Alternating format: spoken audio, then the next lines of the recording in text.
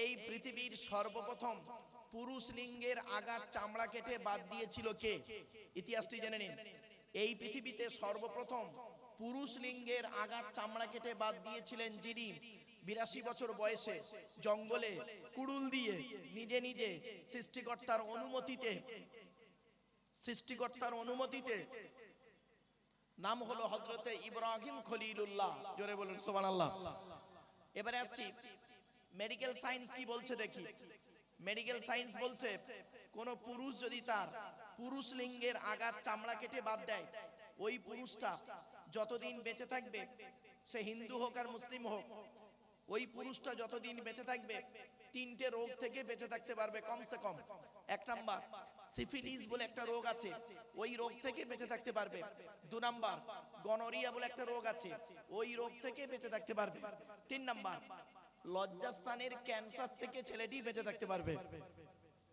এবার চলুন দেখি, আমি তখন এবার সমীক্ষাটা বলছি। ওকে, ওই স্টুডেন্টদের কি বলছি যে এই পৃথিবীতে 110% অমুসলিম বিভিন্ন কারণে পুরুষ লিঙ্গের আগার চামড়া কেটে বাদ দেয়।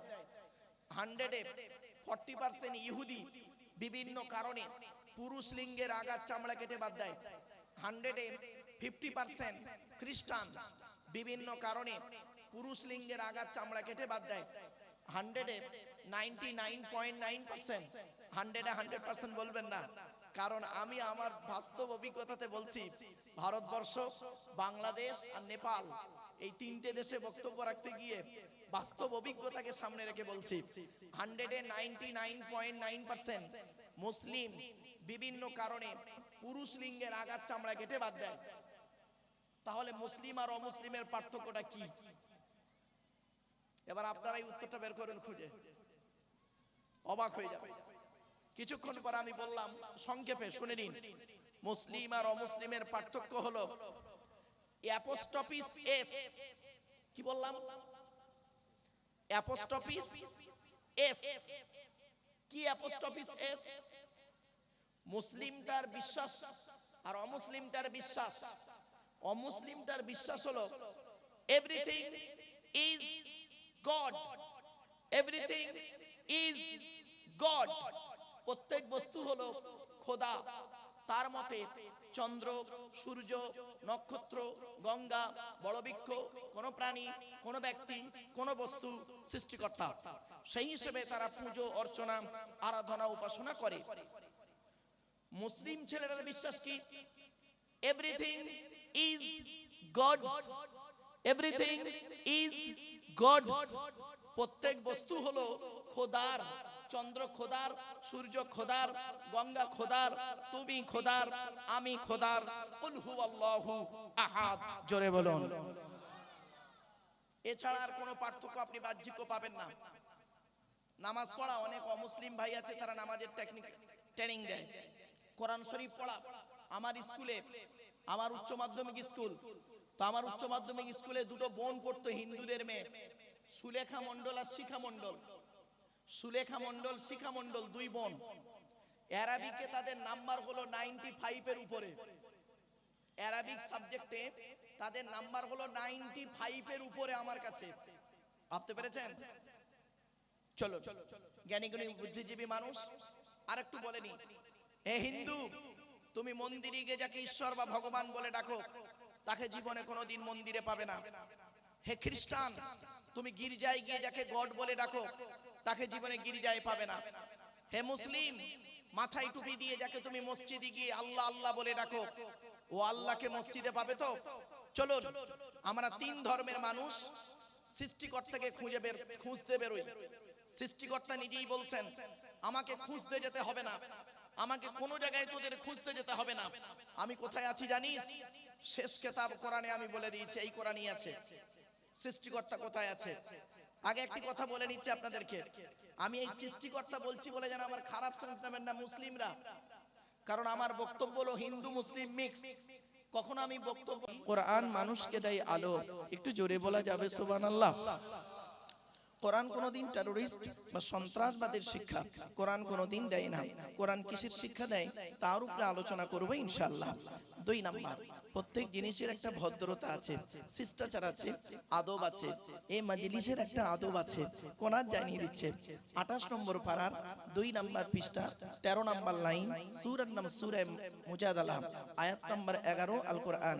ইয়া আইয়ুহাল্লাযীনা আমানু ইযা ক্বিলা লাকুম তাফাসসাহু ফিল মাজালিসি ফাফসাহু ইয়াফসাহিল্লাহু লাকুম ওয়া ইযা ক্বিলা আনশুযু ফানশুযু ইয়ারফাইল্লাহু লাকুম। বিল মফহুমিয়া তরজমাটা করছি বাবা, বিল লফজ তরজমা না করে। কি?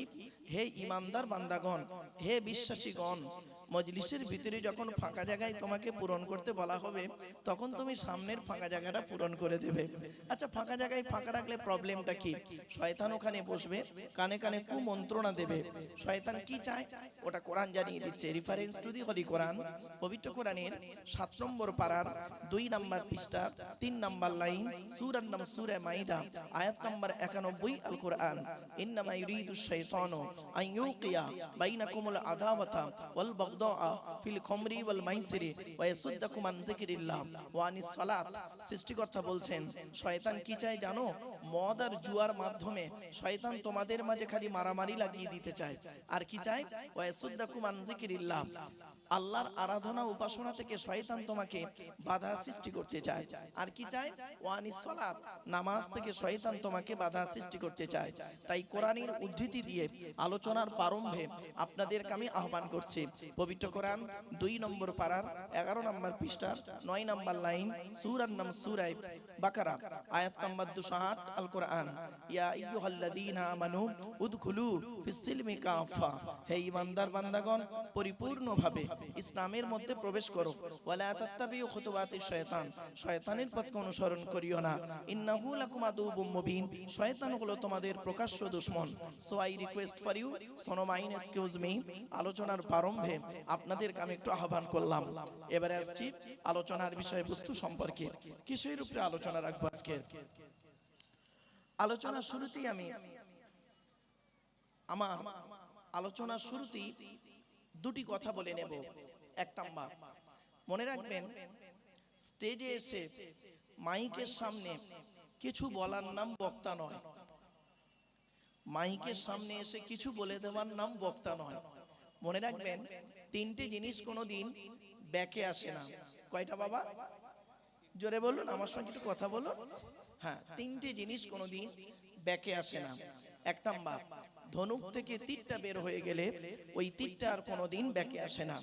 2 নাম্বার, দেহ থেকে আত্মাটা বের হয়ে গেলে ওটা আর পৃথিবীতে রিটার্ন দেওয়া হয় না। 3 number, it is very very important, কি জবান থেকে কথা বের হয়ে গেলে ওটা আর পৃথিবীতে রিটার্ন আসে না। এটা মনে রাখবেন।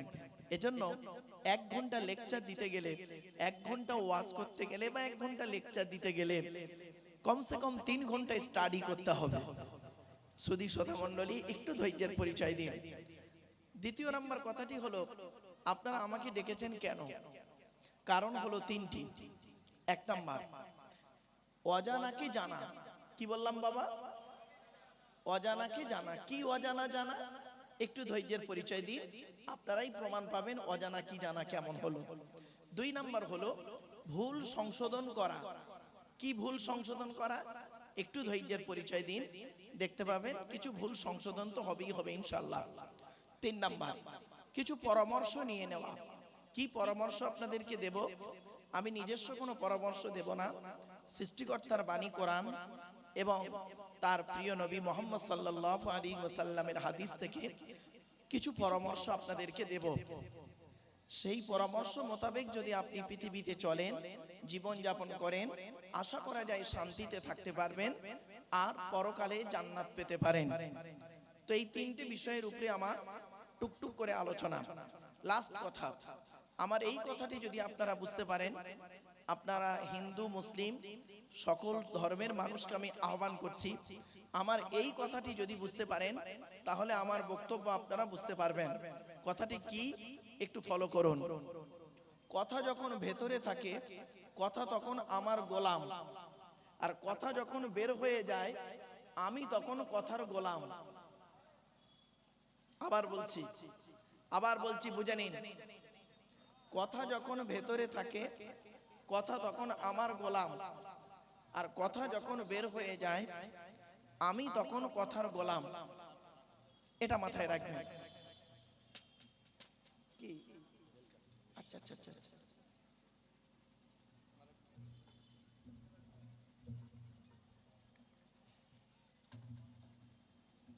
না না না না, বলছি আপনি তুলুন এটা, তুলুন।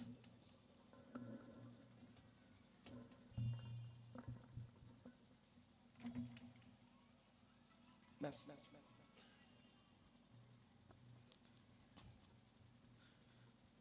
আবার এই কথাটি ফলো করুন একটু দয়া করে আপনারা। কথা যখন ভেতরে থাকে, কথা তখন আমার গোলাম। কথা যখন বের হয়ে যায়, আমি তখন কথার গোলাম। এই কথাটি যদি আপনারা বুঝতে পারেন হিন্দু মুসলিম, তাহলে আশা করি আমার বক্তব্য আপনাদের বোধগম্য হবে। It is my concept.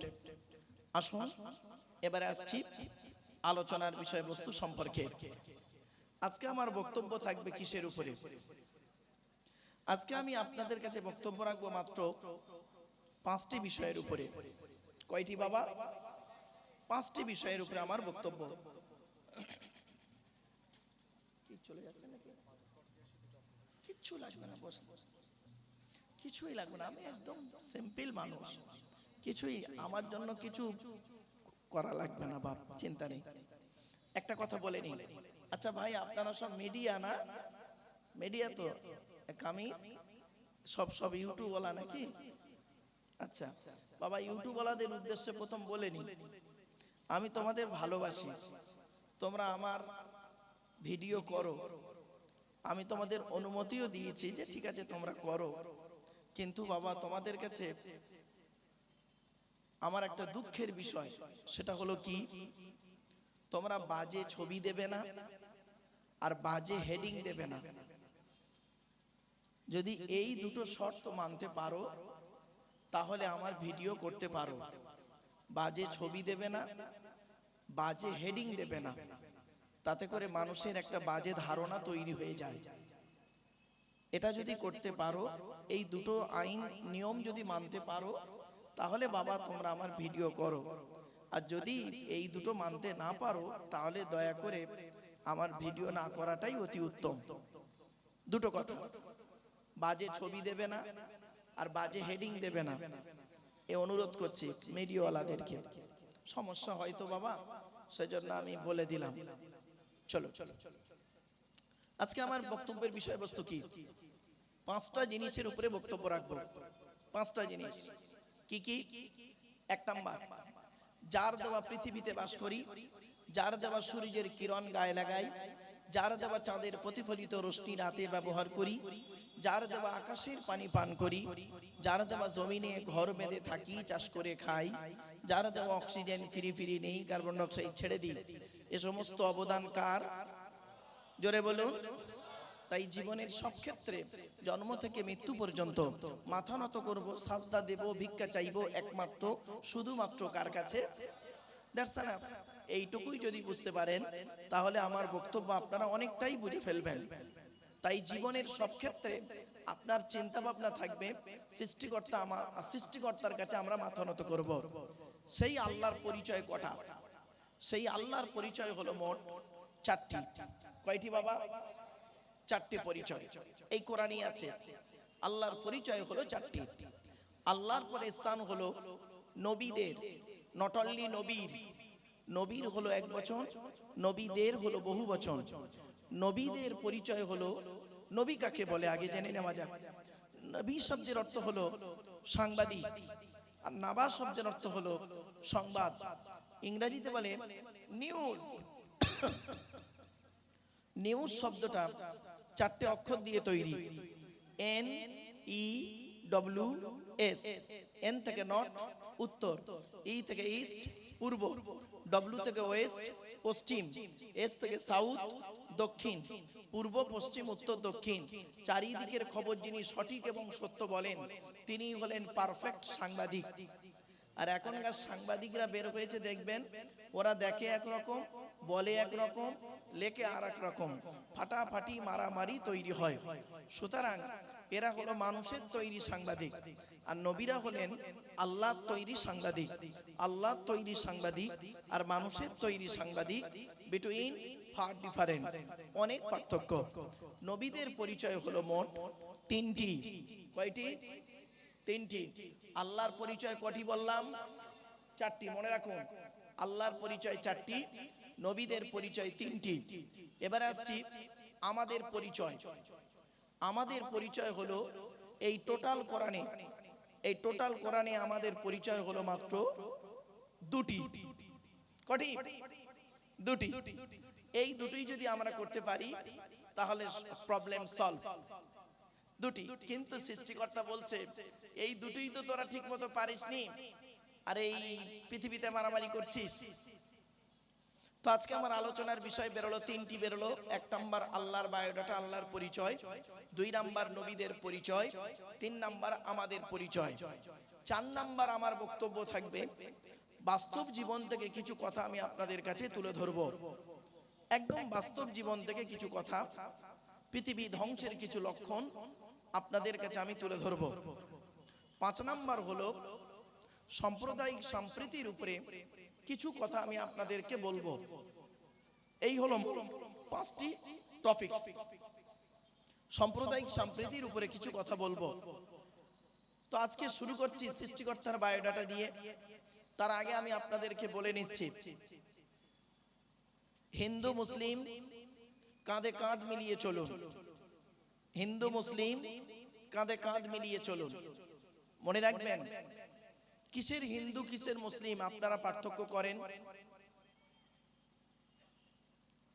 হিন্দুদের রক্তের ভিতরে মুসলমানদের রক্ত আছে, আর মুসলমানদের রক্তের ভিতরে হিন্দুদের রক্ত আছে। প্রমাণটা দিচ্ছি, আবার বলছি, হিন্দুদের রক্তের ভিতরে মুসলমানদের রক্ত আছে, আর মুসলমানদের রক্তের ভিতরে হিন্দুদের রক্ত আছে। এর প্রমাণটা কি? ভালো করে শুনে নিন। আপনাদের এলাকায় ব্লাড ডোনেশন ক্যাম্প হয়, রক্তদান শিবির হয়? বলুন না রে ভাই, হয়। আচ্ছা, ব্লাড যখন নেওয়া হয় তখন বলা হয় নাকি এই ও হিন্দু, ওর রক্ত আলাদা কর, ও মুসলিম, ওর রক্ত আলাদা কর? বলে নাকি? আরে ব্লাডের মধ্যে কাস্টের কোনো ডিভাইডেড থাকে না, ব্লাডের মধ্যে কালারের কোনো ডিভাইডেড থাকে না, ব্লাডের মধ্যে জেন্ডারের কোনো ডিভাইডেড থাকে না, ব্লাডের মধ্যে গ্রুপের ডিভাইডেড করা হয়। ব্লাডের চারটে group, A B, A B আর ও, প্রত্যেকটার মাইনাস প্লাস। একটা হিন্দুর রক্তের ভিতরে তিনটে জিনিস পাওয়া যায়, লোহিত কণিকা, শ্বেত কণিকা, অনুচক্রিকা, as a same no difference. একটা মুসলমানের রক্তের ভিতরে ওই তিনটেই পাওয়া যায়। কিসের হিন্দু কিসের মুসলিম মারামারি করেন আপনারা? মনে রাখবেন, খবরদার, যতদিন পৃথিবীতে বাঁচবেন, যতদিন পৃথিবীতে বাঁচবেন এই জিনিসটা থেকে দূরে সরে থাকবেন। মনে রাখবেন, সৃষ্টিকর্তার আরাধনা উপাসনার পদ্ধতিটা আমাদের আলাদা হতে পারে। মানুষ জীবী প্রত্যেকেই আমরা হলাম আদমের সন্তান, ঠিক না বেঠিক? বাপেরা, আমি হলাম একজন ছাত্র। আমি তেমন কোনো বড় আলেম নই, তেমন কোনো বড় জ্ঞানী মানুষ আমি নই। আমি 5টা ধর্মগ্রন্থের ছাত্র। তওরাত বলে একটা কিতাব আছে, ইহুদিদের ধর্মগ্রন্থের নাম হলো তওরাত। মুসা বলে একজন নবীর উপরে অবতীর্ণ করা হয়েছিল, সেই তওরাতের আমি একজন ছাত্র। জবুর বলে একটা কিতাব আছে, দাউদ নবীর প্রতি অবতীর্ণ করা হয়েছিল, সেই জবুর কিতাব। খ্রিস্টানদের ধর্মগ্রন্থের নাম হলো বাইবেল, যার দুটো ভাগ, ওল্ড টেস্টামেন্ট, নিউ টেস্টামেন্ট, তারও আমি একজন ছাত্র। হিন্দু ভাই যারা বক্তব্য শুনতে এসেছেন, শ্রীমতী ভগবত গীতা, তারও আমি একজন ছাত্র। মুসলমান ভাইদেরকে অনুরোধ করি, ইসলাম ধর্মের ধর্মগ্রন্থের নাম হলো কোরআন, এই কোরআনের আমি একজন ছাত্র। সকল ধর্মের ছাত্র হিসাবে আজ আপনাদের কাছে এসেছি একটু কোঅপারেট করতে। আমি আপনাদের জ্ঞান দিতে এসেছি, এটা কোনোদিন ভাববেন না। আমি মনে করি আপনাদের জ্ঞানগুলো হলো বিভিন্ন রকম কোয়ালিটি কোয়ান্টিটি বক্তার বক্তব্য শোনা জ্ঞান, আর আমার জ্ঞানটা হলো সীমিত কিছু বই পুস্তক অক্ষর সিলেবাসের জ্ঞান। আমি মনে করি আপনাদের জ্ঞানগুলো হলো প্রশান্ত মহাসাগরের মতো জ্ঞান, আর প্রশান্ত মহাসাগরের উপরে ছোট্ট একটা কলসির মতো আমার জ্ঞান। আমি আপনাদের জ্ঞান দিতে এসেছি, এটা যেন কোনোদিন ভাববেন না। পেশাগত দিক থেকে বর্তমানে আমি একজন উচ্চ মাধ্যমিক হাই মাদ্রাসার শিক্ষক, কলেজ এবং ইউনিভার্সিটির ছেলে মেয়েও পড়াই, কাজে কাজে আমাকে একজন ছাত্রই বলতে পারেন। তাই আপনাদের সঙ্গে এসেছি একটু কোঅপারেট করতে। জ্ঞানী গুণী বুদ্ধিজীবী মানুষ, একটু ধৈর্যের পরিচয় দিন। চলো, আমার জীবনে একটা ছোট্ট কথা আপনাদেরকে তুলে ধরি আলোচনার শুরুতেই। এই জেলাটির নাম হলো উত্তর 24 পরগনা। এই পশ্চিম বাংলার একটা জেলা আছে, ডিস্ট্রিক্টের নাম হলো হাওড়া। নাম শুনেছেন তো? হাওড়া জেলায় একটা থানা আছে, থানাটির নাম হলো বাগনান। আপনারা নাম শুনে থাকবেন, বাগনান থানা। তো বাগনান কলেজে আমি গিয়েছিলাম লেকচার দিতে। তো কলেজে যখন গিয়েছি লেকচার দিতে, কলেজের প্রিন্সিপাল সাহেব বসে আছেন, প্রফেসররা বসে আছেন, আর কলেজের স্টুডেন্টরাই আছে, অন্য আদার্স কোনো ব্যক্তি নেই, কলেজের স্টুডেন্টরাই আছে। তা আমি বক্তব্যের শুরুতেই অ্যাটেনশন করানোর জন্য বেশ কিছু কথা বলেছিলাম। তো আজকে এখানেও আমি সেই কিছু কথা আপনাদেরকে পেশ করব। এক নাম্বার আমি বলেছিলাম, একটা মুসলিম আর অমুসলিমের পার্থক্য কতটুকু? একটা মুসলিম আর অমুসলিমের পার্থক্য কতটুকু? তো একটা স্টুডেন্ট বলল, স্যার অনেক পার্থক্য। তা আমি বললাম, দু চারটে বলো। ছেলেটি চুপ করে গেল। তখন আর একটা স্টুডেন্ট উঠে দাঁড়িয়ে বলল, স্যার আমি বলবো মুসলিম আর অমুসলিমের পার্থক্য। আমি বললাম বলো। ছেলেটি বলছে, স্যার মুসলিমটার গালে দাড়ি থাকবে, অমুসলিমটার গালে দাড়ি থাকবে না। আমি বললাম এটা 100% আনসারটা হলো না। বলছে কেন স্যার? আমি বললাম আমার গালে কি দাড়ি দেখতে পাচ্ছেন? এই গ্রেট পোটার রবীন্দ্রনাথ ঠাকুরের গালের দাড়িটা আমার দাড়ির থেকে অনেক বড় দাড়ি ছিল। ব্যারিস্টার উমেশচন্দ্র বন্দ্যোপাধ্যায়, সুরেন্দ্রনাথ বন্দ্যোপাধ্যায়, সক্রেটিসের গালে দাড়ি ছিল, রামকৃষ্ণ পরমহংসদেবের গালে দাড়ি ছিল, আসারাম বাবুর গালেও দাড়ি আছে, রামদেবের গালেও দাড়ি আছে, মুসলমান নয়। তখন আর একটা স্টুডেন্ট দাঁড়িয়ে বললো, স্যার আমি বলবো। আমি বললাম বলো। স্টুডেন্টটা বলছে, স্যার মুসলিমটার মাথায় টুপি থাকবে, অমুসলিমটার মাথায় টুপি থাকবে না।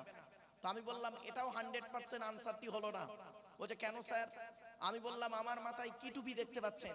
এ গ্রেট ন্যাশনাল হিরো, যিনি বলেছিলেন give me blood I shall give you freedom, Netaji Subhash Chandra Bose, যিনি বলেছিলেন তোরা আমাকে রক্ত দে আমি তোদের স্বাধীনতা দেব, তারও মাথায় টুপি ছিল। পণ্ডিত জওহরলাল নেহেরুও মাথায় টুপি দিতেন, আন্না হাজারও মাথায় টুপি দিত। শুধু তাই নয়, পাঞ্জাবিরাও পাগড়ি পরে, মুসলমান নয়।